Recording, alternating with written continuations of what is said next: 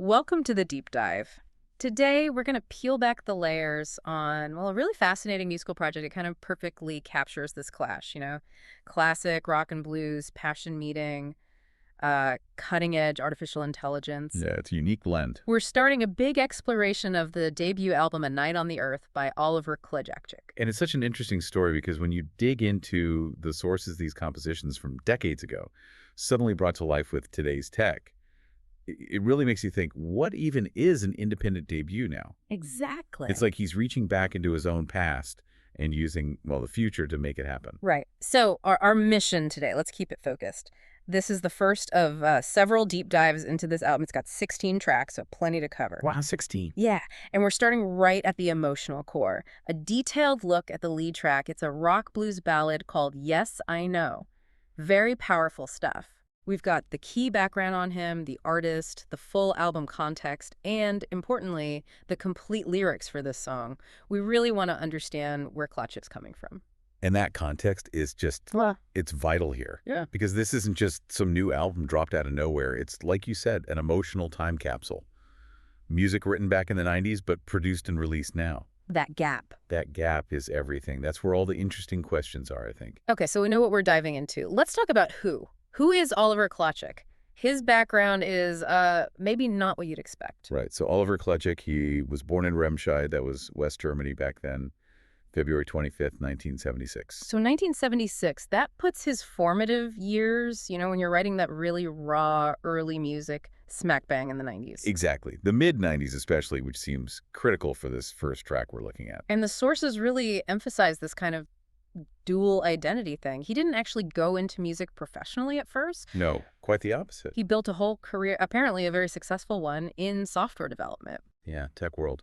And this is what the sources really push. Music wasn't just like a side hobby for him. It was this constant thing, this driving passion that never went away, even with the day job success. That pull between, a stable career and that creative itch.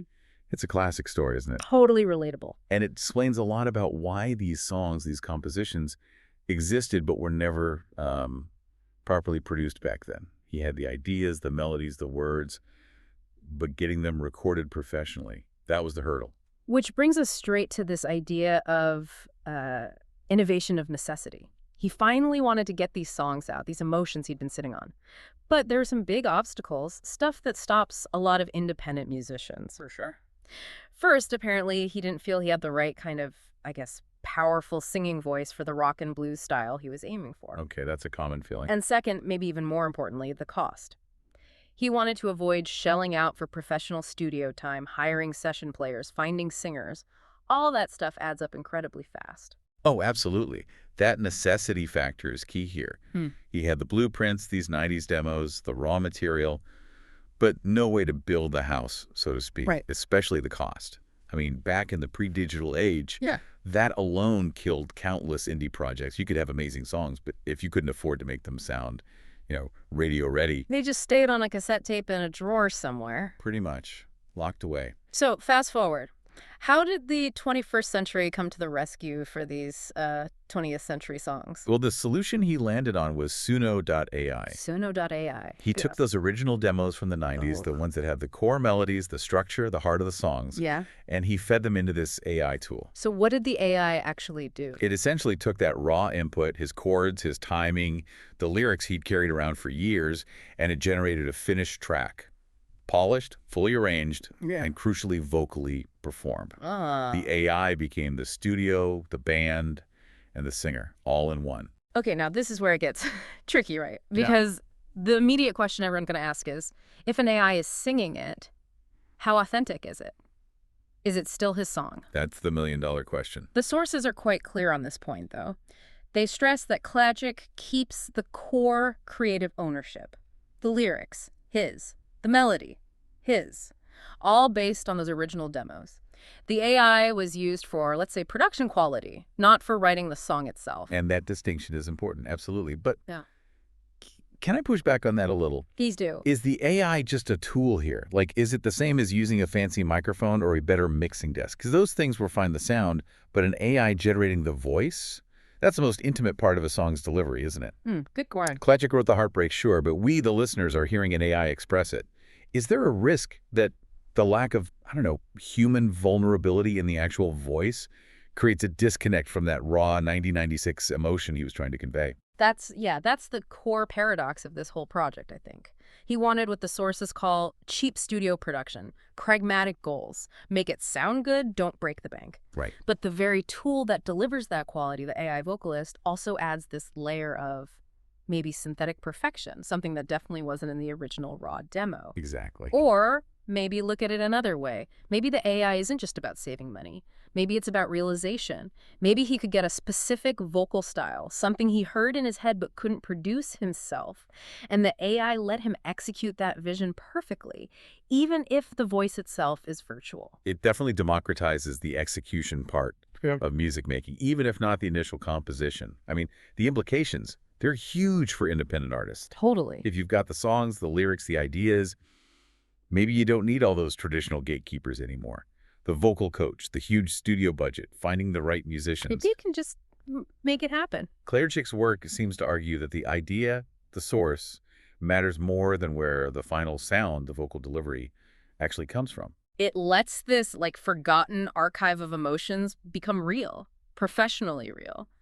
It's fascinating how he used the newest tech to publish his oldest, most personal stuff. Yeah, really fascinating. Okay, so with that background set, let's pivot to just how much creativity this whole method unlocked for him, the album itself. Right, so after the AI production, the release was also very modern.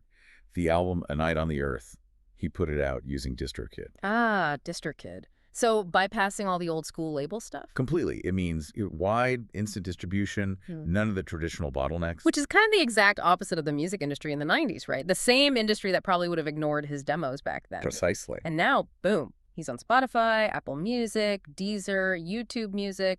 The sources say nearly 20 platforms. It's direct access. And he made sure the lyrics got out there, too, through Lyrics Find and Music Match. So he clearly wants people to connect with the words, the stories he wrote all those years ago. Yeah, that commitment to the lyrical content is noticeable. And talking about volume, this isn't some tentative little 4-song EP to test the waters. No, not at all. A Night on the Earth, the sources confirm it's got 16 tracks.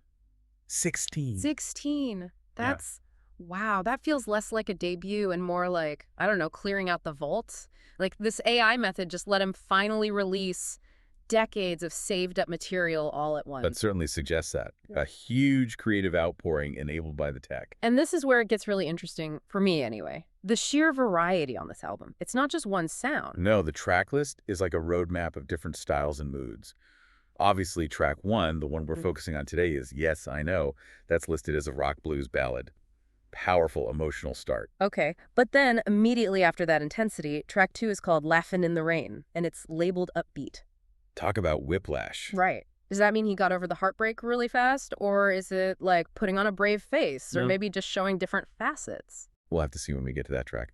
But the variety just keeps coming. There are more rock ballads like Now I Know and You Lost My Love, which sound like they might continue those themes from the first song. Okay, seems consistent there. But then you get softer things too. Okay. There are a couple of piano duet tracks listed, Song for You and Life and Lies. Piano duets. Okay. And then there are the real curveballs, the ones that make you go, huh. Definitely. Like track 11, which is listed as reggae. It's called How to Buy Love. Reggae. Sitting right alongside track 9, which is acoustic guitar country. I Don't Want to Die Tonight. Yeah. I mean, what does that tell you about an artist moving from this deep, soulful rock blues heartbreak straight into, well, reggae and country? Is that focus or just everything he ever wrote thrown onto one album? I think it maybe suggests confidence in the core songwriting. Like the style's just dressing, but the underlying song is strong, whatever the genre. Remember, the sources say these were mostly 90s compositions. So maybe back then he wasn't just writing rock songs. He was playing around with different sounds, different rhythms.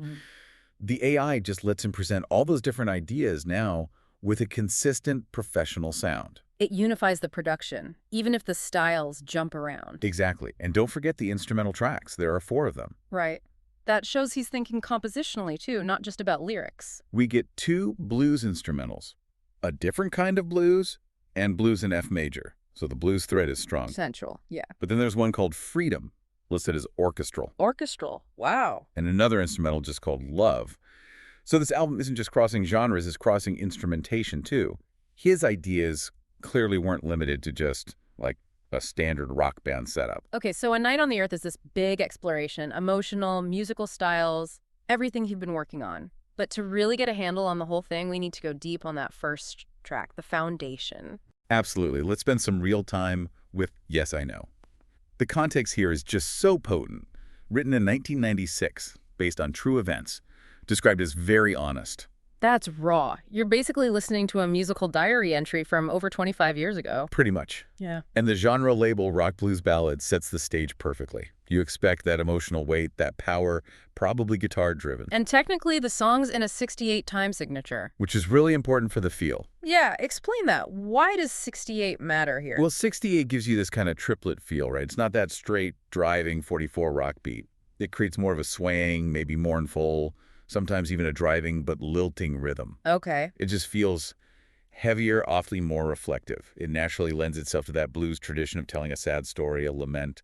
It's almost the sound of walking slowly, carrying a heavy burden. Pacing, maybe. Gotcha. The rhythm itself is setting the mood, and the lyrics, man, they waste no time. Just straight into despair. Right from the first lines. It's this triple hit. I'm feeling so alone, like I've never been. I'm feeling so dark. Deep inside, I'm feeling so blue, like you've never seen me. Wow. No ambiguity there. He's saying this isn't just a bad mood. This is the absolute bottom, the lowest he's ever been. Using dark and blue, it's all internalized pain. Total isolation. And then he anchors it to a specific time. December. Yeah, it is December, once again, a time to hope for something new, which is usually, end of the year, looking forward, optimism. But for him, it's the opposite. He explicitly says, but I don't have anything but the memories of you. Oof. The world's moving on, looking towards the new year, but he's stuck, frozen in time, just holding on to the past, like his personal calendar just stopped when the relationship ended. That contrast is brutal. And then the lyrics shift slightly, exploring this gap between what he thought was real and the reality he's facing now. Right, he reflects on believing in it all. And the times when I thought everything's true, and the love we shared, and the pain I bared. And notice how he puts love we shared and pain I bared together in the same thought. Yeah, I caught that. What do you make of that? It almost suggests he saw his own suffering within the relationship as part of the deal. Like, I put up with this pain for the love. It makes the later disillusionment even harsher because he felt he'd paid his dues, emotionally speaking. Which makes the breakup, the reveal that it wasn't true, just devastating. Exactly. And the way he puts it is so simple, so direct. It's just dreaming. But the waking up is the toughest part. No fancy metaphors. Just, the dream was nice, but reality hurts every single morning. Yeah, that line, the waking up is the toughest part. It hits hard because every day starts with remembering the loss all over again. It shatters whatever peace sleep might have offered. And that brings us to the core idea, right? The title. Yes, I know. It's that fundamental conflict. Yeah. The head knows, the heart doesn't. He says it point blank. Yes, I know that you're gone. Rational acceptance. Right. But the pain keeps going on. Every day, every time, in every way. The knowledge doesn't stop the feeling. That's grief in a nutshell, isn't it? Your brain gets the memo, but your emotions are just stuck on repeat. And the pain isn't just there sometimes, it's constant.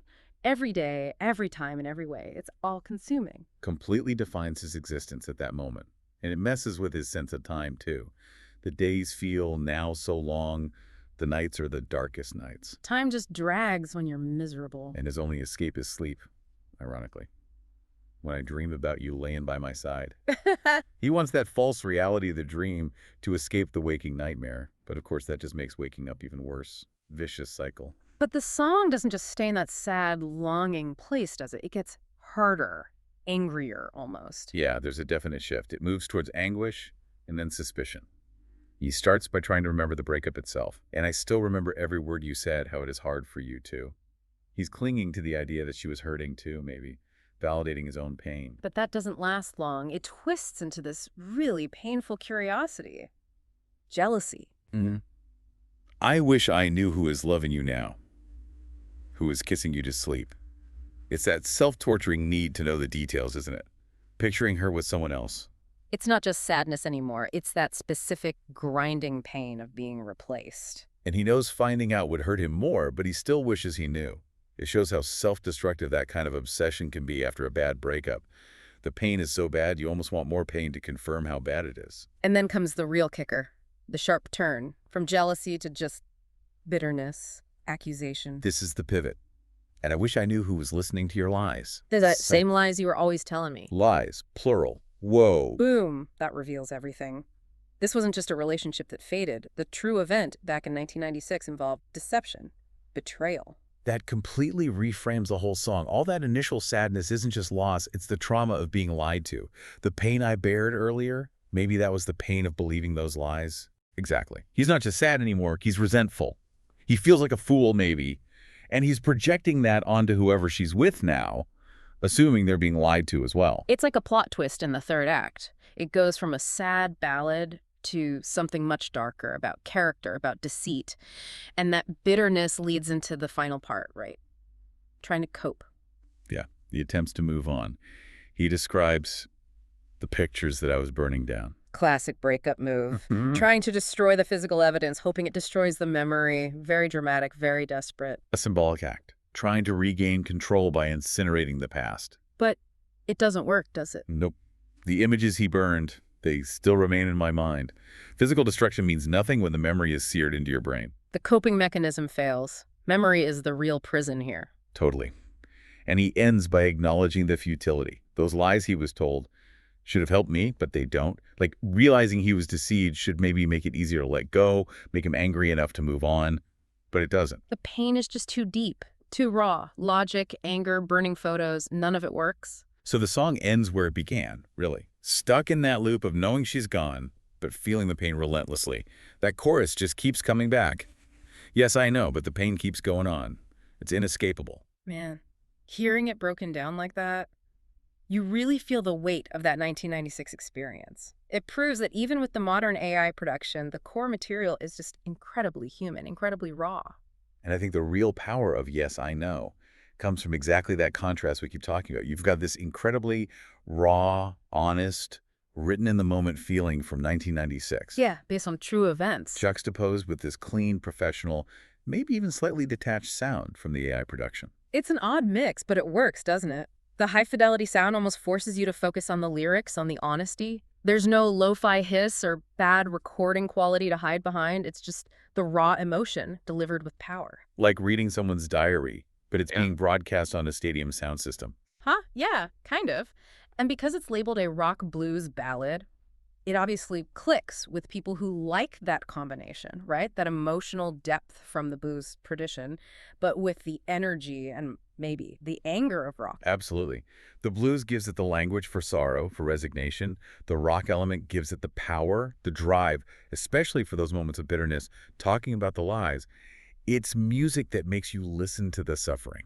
So, thinking bigger picture again, the AI here, it's almost acted like a historical preservation society for his emotions. That's a great way to put it. It took this moment, this sound that might have just vanished on an old tape. Yeah, a lost piece of personal history. And it brought it into the present day, gave it a professional voice it never would have had otherwise, preserved the feeling, but updated the sound. It's like a second life for those feelings, so that creativity that got stuck back then because of circumstances, cost, voice, whatever. It really makes you question what we value more.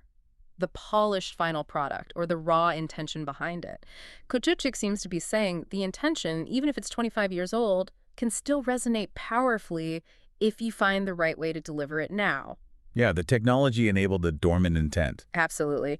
Now, the story within Yes, I Know is all about being trapped, right? Trapped by memories, pain, failed coping. Definitely a feeling of being stuck. But then, look at the album track list again. That feeling is about to smash head-on into something completely different. Yeah, that's the immediate next step, our transition point for the next deep dive. Track 2. Laughing in the Rain. Labeled simply, upbeat. Talk about tonal whiplash. Seriously. After all that deep, dark December pain, the burning photos, the lies, suddenly we're supposed to be laughing. In the rain. It's optimistic, cheerful. Or is it? That's the question, isn't it? Is this genuine recovery? Did he actually find some happiness right after that devastation? Or is laughing in the rain just the next coping mechanism? Putting on a brave face, trying desperately to convince himself and maybe others that he's okay, like whistling past the graveyard. We can't know for sure until we actually dive into that second track, look at its lyrics, its structure. But the sequencing on the album is telling. It suggests that the attempt to recover, or at least appear recovered, starts immediately after hitting rock bottom. #outro. Okay, so we've definitely covered a lot of ground today. We unpacked the really interesting backstory of Oliver Klacik, software dev by day, 90s songwriter by night, using AI to finally bridge that gap. Yep, the dual identity, the Suno.ai solution. And we looked at the scope of the album, A Night on the Earth, 16 tracks spanning all sorts of genres, ambitious stuff. And most importantly, we went deep, really deep into track one, Yes, I Know. The raw heartbreak, the 68 time, the December setting, the shift from sadness to bitterness over those lies. And how, as it tends to erase it, burning pictures just didn't work against the power of memory. That core contradiction, knowing but still feeling the pain. So, as you listen to Yes, I Know again, or maybe for the first time, thinking about Klacik's journey, here's something to chew on. Our final thought for you. Mm-hmm. How does knowing that the actual voice you're hearing, that powerful rock vocal, is generated by AI, how does that change how you feel about the song's sincerity? Does the tech make the original human feeling clearer because it's delivered so perfectly? Or does the fact that it's synthetic, not human breath, singing those words, inevitably create some kind of emotional distance for you, the listener? Man versus machine singing the blues. The future of art, maybe? It's definitely a question worth considering. We really hope you'll join us next time as we continue this deep dive into A Night on the Earth. We'll be tackling track 2, Laughing in the Rain, and seeing if Klacik manages to find some sunshine after the storm of Yes, I Know. Looking forward to it. Until then, keep digging.